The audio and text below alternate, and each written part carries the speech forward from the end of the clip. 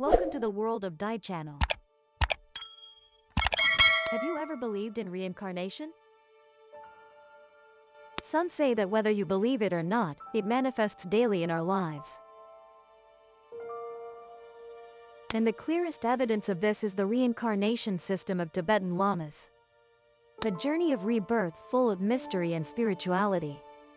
When children are recognized as incarnations of great spiritual masters, identifying objects from their past lives, or even recalling their own past life instructions.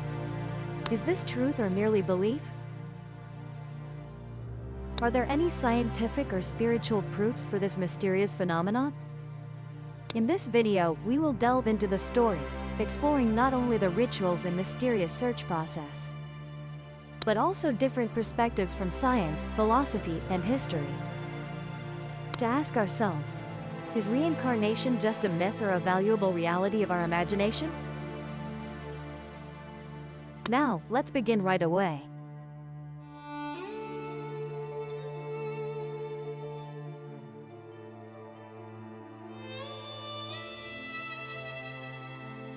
First, we need an overview of Tibetan Buddhism. Tibetan Buddhism, also known as Tibetan Buddhism, includes four main schools: Nyingma, Kagyu, Sakya, and Gelug, each with distinct characteristics.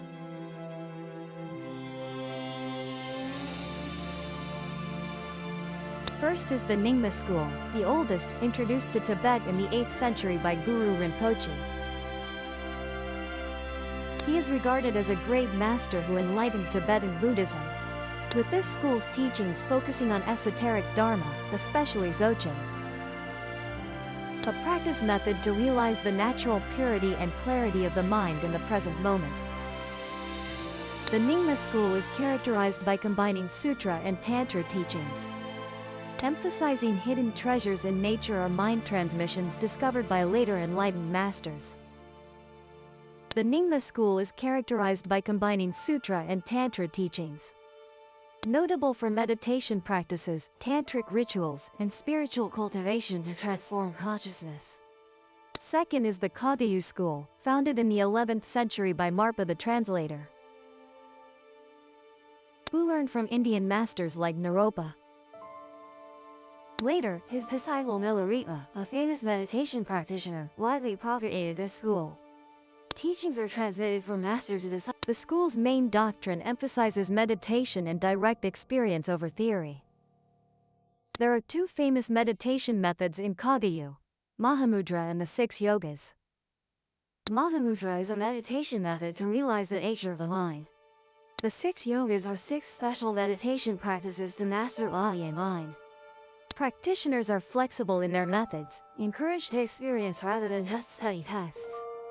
Masters and disciples in Kagyu have a strong bond through oral transmission and deep tantric practices. Third is Sakya, founded in the 11th century by the Kon family, with the famous founder Konchog Galpo. Gray Earth.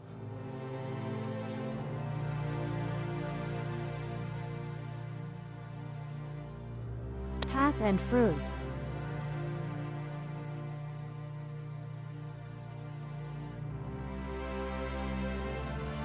It harmoniously combines theory and practice, focusing on systematizing teachings and tantric practices for enlightenment. Finally, the Gelug school, founded by Tsongkhapa in the 14th century. This is the youngest but most influential school in Tibetan Buddhism. School of Virtue.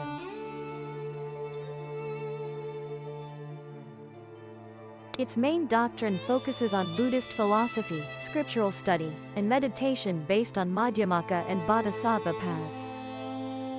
Combining scholarship and systematic meditation practice, the school is also known for strict monastic discipline and scholarship. The Dalai Lama, spiritual leader of Tibet, belongs to the Gelug school. This school has a broad influence on Tibetan political culture. This is also the school that most clearly demonstrates the reincarnation system of Tibetan Lamas. According to the 14th Dalai Lama, reincarnation can be understood as the manifestation of Buddhas, Bodhisattvas, and enlightened masters on earth to teach and save beings. When an incarnation dies, these beings may choose to reincarnate to continue their unfinished work. The reincarnation of an incarnation is a phenomenon arising from personal volition or at least through the power of karma, merit, and prayer. Unlike ordinary rebirth through karma, incarnations retain memories of their previous lives. Contrary to common belief, not only the Dalai Lama and Panchen Lama reincarnate, there are many reincarnation lineages in all four schools of Tibetan Buddhism. Among them, the reincarnation lineages of the Dalai Lama and Panchen Lama are most known worldwide due to their roles in religious and secular leadership. The first Dalai Lama of Tibet, Gendon Chupa, was born in 1391 and died in 1475. He was born into a family from the Dromu mountain clan. They migrated from eastern Tibet to the vast grasslands in the far west. As a child, young Gendon displayed his religious aptitude by carving mantras and prayers onto rocks while herding livestock. At age 7, after his father passed away, his mother sent him to Natong, a monastery of the Kadampa sect, to serve as an attendant and study under several high lamas. Under the guardianship of his uncle, named J.C. Jasi, he was given the new name Pat Ijaros, meaning Lotus Thunderbolt. Before the age of 25, Gendon Chupa completed his ordination under the guidance of 50 lamas, becoming a fully ordained monk with the religious name Gendon Drub, or Gendon Chupa, meaning the perfection of virtue. Afterward, Gendon Chupa left Natong and went to central Tibet to pursue higher studies at several Buddhist universities. Gendon Chupa seemed to be the epitome of absolute strength of will, character, and determination. It can be said that he became a transcendent spiritual figure from a young age, by adhering to his own principles. He paid no heed to what others said about him. Tibetan biographies mention his qualities of a serene mind, calm demeanor, humility, and complete absence of jealousy or competition, never praising himself or criticizing others. Particularly mysterious is that when Gendon Chupa passed away in 1475, he remained in a meditation posture, a state of samadhi believed to occur after apparent death, maintaining a lifelike appearance for many days. At age 84, in poor health, he told his disciples that he was about to depart and gave them final instructions. After urging them to always remember and contemplate the Buddha's teachings, he entered deep meditation in the lotus posture. His disciples recounted that his body transformed from an aged form to a youthful one, radiating a brilliant light.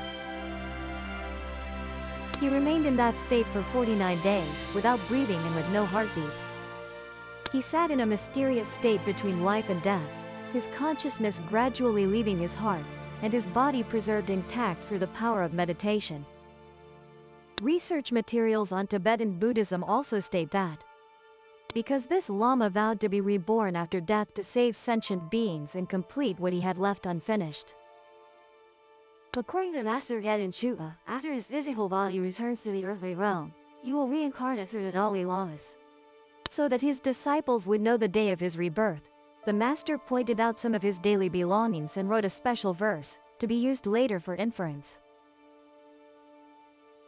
2 years after Master Gendon Chupa's passing, his disciples searched, tracked, and examined everywhere for signs of his rebirth.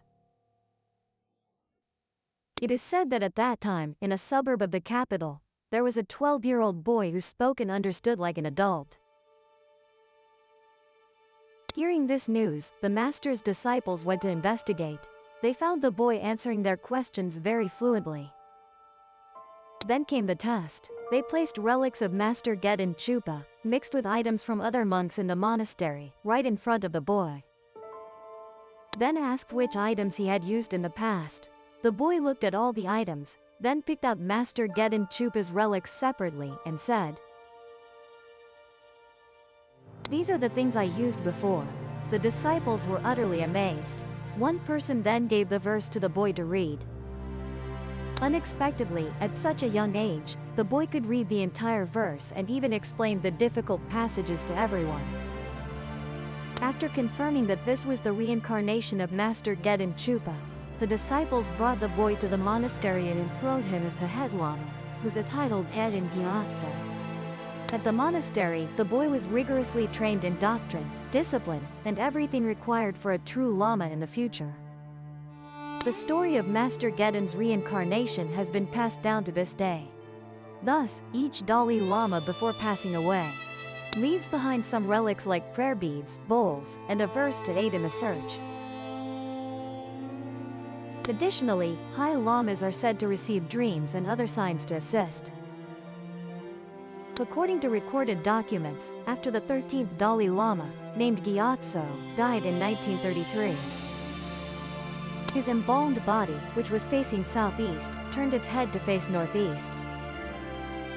Based on this sign, the search party discovered Lamo Thundup in the village of Dixia in Qinghai province. Lamo Thundup quickly passed the traditional tests, correctly selecting the belongings of the previous incarnation, and became the 14th Dalai Lama to this day, named Tenzin Gyatso. On DalaiLama.com, the 14th Dalai Lama recounts that even before being recognized, he always told his mother that he would soon go to Lhasa, the capital of Tibet.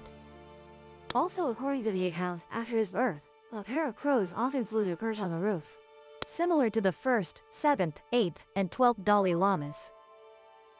If the Dalai Lamas are considered incarnations of the Bodhisattva of compassion, then the Panchen Lamas are believed to be incarnations of Buddha Amitabha. The title of the first Panchen Lama was conferred by the 5th Dalai Lama, Lobsang Gyatso, upon his teacher, Master Kedrupye, born in 1385, died in 1438. From then on, successive Panchen Lamas continued the tradition of reincarnation, and is considered to hold the second position in religious and secular authority, only after the Dalai Lama.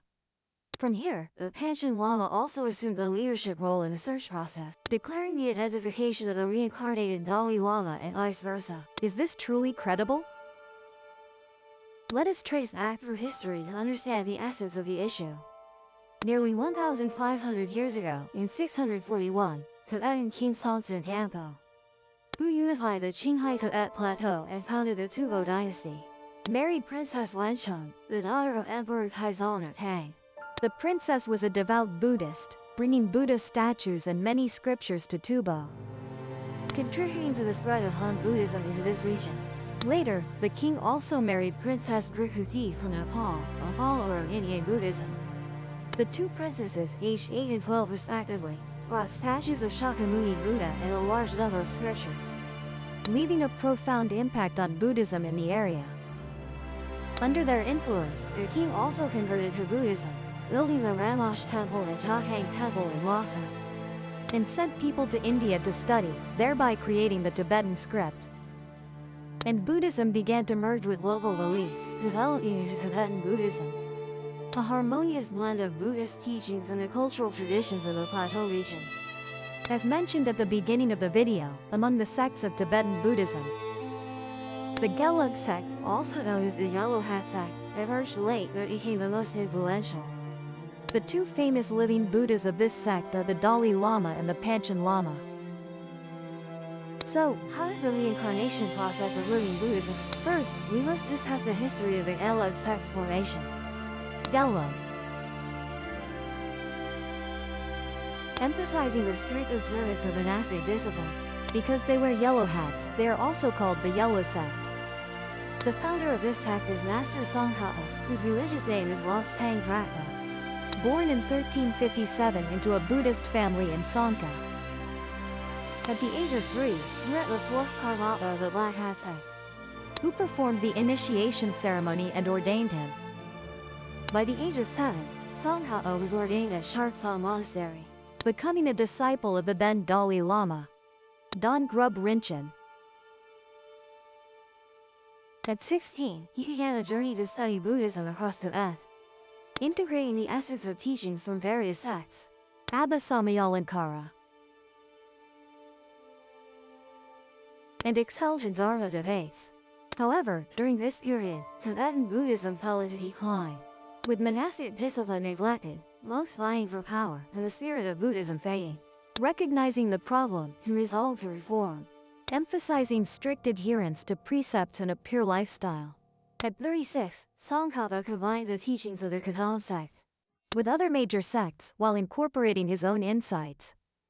He required monks to remain celibate, avoid worldly affairs, and strictly uphold the precepts. These efforts laid the foundation for the Gelug sect, attracting monastic followers and gaining support from the Tibetan authorities. In 1409, under the patronage of the authorities, Tsongkhapa organized the Great Prayer Festival at the Jahang Temple in Lhasa, with the participation of tens of thousands of monks. That same year, he built Ganden Monastery on Womber Mountain near Lhasa, becoming its habit and formally establishing the Gelug sect. This sect has the most profound influence in Tibetan Buddhism, combining wisdom, compassion, and strict adherence to monastic discipline. The most famous living Buddhas of the Gelug sect are the Dalai Lama and the Panchen Lama. But they were not the first to establish the reincarnation system. In fact, this system originated from the Kagyu sect, specifically by the great master Karma Pakshi. During the Song and Yuan dynasties, major sects such as Nyingma, Sakya, and Kagyu frequently competed to expand their influence. Many sects also allied with local governments and Tibetan nobility to consolidate power. However, reliance on political forces led to instability and constant change. The succession traditions of sects at that time were divided into two main forms. One was familial succession, and the other was master-disciple succession. However, both methods had limitations, easily leading to internal conflicts and weakening the sect's power. To manage Tibet more effectively, the Yuan dynasty actively supported religious leaders. In 1256, Yuan Emperor Shenzong appointed Karma Pakshi of the Kagyu sect as state preceptor, granting him a golden seal and a black hat with a golden rim. This black hat later became a symbolic garment instrument for the reincarnation system of the black hat. However, after Mongke Khan died in 1259, Kublai Khan ascended the throne and appointed Phagpa of the Sakya sect as state preceptor, causing the Sakya sect's power to rise strongly while the Kagyu sect declined.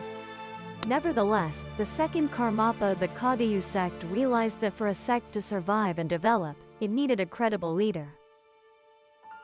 In 1283, before his parinirvana, he foretold his disciples that he would be reborn in Londrup. 5 years later, a young girl named Yangon Drakpa was found in Londrup and confirmed as the reincarnation of the second Karmapa. This girl became the third Karmapa, marking the first recognized living Buddha reincarnation in Tibetan Buddhist history. In 1292, she was appointed as the abbot of Surfu Monastery, and Phagpa was posthumously recognized as the second Karmapa. While the founder of the Kagyu sect, Jusum Kayapa, was honored as the first Karmapa, the establishment of the reincarnation system helped the Kagyu sect stabilize and expand its influence. Later, Yangon Drakpa's disciple, Drupchen Tsang, was appointed by the Yuan court as state preceptor and granted a red hat. This marked the formation of the reincarnation system of the Red Hat lineage within the Kagyu sect. From the Yuan dynasty onward, subsequent feudal dynasties gradually perfected the living Buddha reincarnations, and the confirmation of reincarnations always required approval from the central court. Other sects in Tibetan Buddhism later followed the Kagyu sect's example to establish their own reincarnation systems. In 1407, Ming Emperor Yongle appointed the fifth Karmapa of the Black Hat lineage as the Great Treasure Dharma King and granted him a seal. However, the Red Hat lineage later faced instability when its 10th reincarnation, Shamarpa Choki Wangcha, fled to Langshan and incited the country to invade Tibet, prompting the emperor to send troops to suppress the rebellion. After quelling the rebellion, Xianwang abolished the Red Hat lineage's reincarnation system entirely, halting its succession of the Tibet. The early Gelug sect maintained a master-disciple succession tradition. Tsongkhapa had 8 major disciples, among whom Gendon Drub was the last. After Tsongkhapa's parinirvana, the major disciples continued the succession. At that time, the living Buddha reincarnation system had not yet been adopted in the Gelug sect. Gendon Drub, during his lifetime, only selected close disciples to succeed him through the master-disciple relationship. Although the monastery maintained the master-disciple succession tradition, the living Buddha reincarnation system of the Kagyu sect had by then spread throughout Tibet. A monk named Danyo Chopal, who had deep knowledge of the Dharma and was very close to Gendon Drub, predicted his rebirth. 1 year later, in Dranang, a boy was born with many unusual signs. His family and local monks believed the boy was the reincarnation of Gendon Drub. This boy later became known as Gendon Gyatso. At age 10, Gendon Gyatso was brought to the monastery, where the abbot personally performed the haircutting and ordination ceremonies for him, then resigned and passed the position to him. However, some powerful monks in the monastery did not recognize Gendon Gyatso as the reincarnation of Gendon Drub, causing him many difficulties in integration. At age 27, Gendon Gyatso began spreading the Dharma throughout Yusang, gradually building great prestige. In 1510, he returned to the temple, resolved conflicts, and succeeded to the position of Dharma Master. After 30 long years, he was officially recognized as the reincarnation of Kandal Chak-ba, marking the transition from the master-disciple transmission tradition to the living Buddha reincarnation. Since then, the living Buddha reincarnation system has been passed down to this day. Surprisingly, it is not only Buddhism that has concepts of reincarnation, rebirth, and incarnation. These concepts also exist in many other places. The notion of reincarnation appears in Islam, Judaism, Hinduism, in the beliefs of ancient Greeks, and in many regions around the world. What is astonishing is that many researchers believe that the original Christian scriptures differ significantly from those of today. They once included content about reincarnation and rebirth, but were altered and omitted by certain forces around the 4th and 5th centuries for mysterious reasons. In Western countries, researchers have spent considerable time and effort studying the phenomenon of reincarnation. As a result, no one can explain why people in later lives behave and have habits very similar to those of the deceased. They even know their private secrets and birthmarks that strangely match the wounds of the deceased. For children who can barely walk yet know foreign languages, mathematics, or how to play musical instruments, exactly like the people they claim to have been in past lives, despite no one teaching them. These intriguing results have sparked intense debates between those who acknowledge and those who try to deny the phenomenon of reincarnation. Those who acknowledge it say that the only way to explain this mystery is for science to recognize reincarnation as an objective reality. There have been countless cases of rebirth worldwide, including those passed down in folklore, or stored in the archives of monasteries, temples, and libraries. And more recently, in reincarnation research institutes in the United States, India, the United Kingdom, France, Italy, and Russia. And here are some recorded cases of reincarnation and rebirth in history. First, we will talk about Anand Blockham, a famous Welsh hypnotist active in the 1970s. He was the president of the British Society of Hypnotists. He used hypnosis to cure illnesses or help people eliminate bad habits, such as smoking. Through hypnosis, Blockham helped 4 people recall the moment of their birth and even before that. Over 20 years, he hypnotized several hundred people and recorded descriptions of their past lives. What occurred during these hypnosis sessions overturned traditional notions of life. The hypnotized individuals could recount in great detail the lives of people who lived hundreds of years ago. Blockham recorded over 400 tapes capturing these individuals' accounts of their past lives during hypnosis. Moreover, many events were described in great detail, later verified in reality, and the results matched their descriptions exactly. According to Blockham, all of this clearly proves that reincarnation is real. One of the most famous cases recorded by Anand Blockham is that of Jane Evan. In 1971, when she saw a sign with the words, Anand Blockham said that arthritis is psychological. She was very surprised and took notice. Jane was a 32-year-old housewife from Sogril, suffering from arthritis, who was determined to contact the owner of that sign. Eventually, she contacted Anand Blockham as a friend of her husband. Through hypnosis sessions, she recalled 6 of her past lives. She had been the wife of a tutor in Roman times, a Jew massacred in the 12th century in York, England. A servant of a wealthy merchant in medieval France, a lady-in-waiting to Queen Catherine of Aragon, now part of Spain. a poor farmer in London during Queen Anne's reign, and a nun in America in the 19th century. More than one life.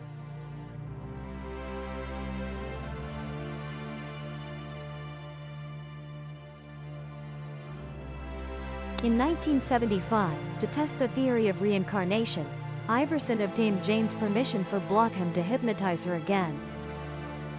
This time in front of BBC television cameras and recording equipment. Iverson thoroughly researched the lives Jane recounted and verified that those lives were real and the details described were accurate. In the book, he said that Blockham's 20 years of research showed reincarnation to be an objective, real phenomenon. The Blockham tapes.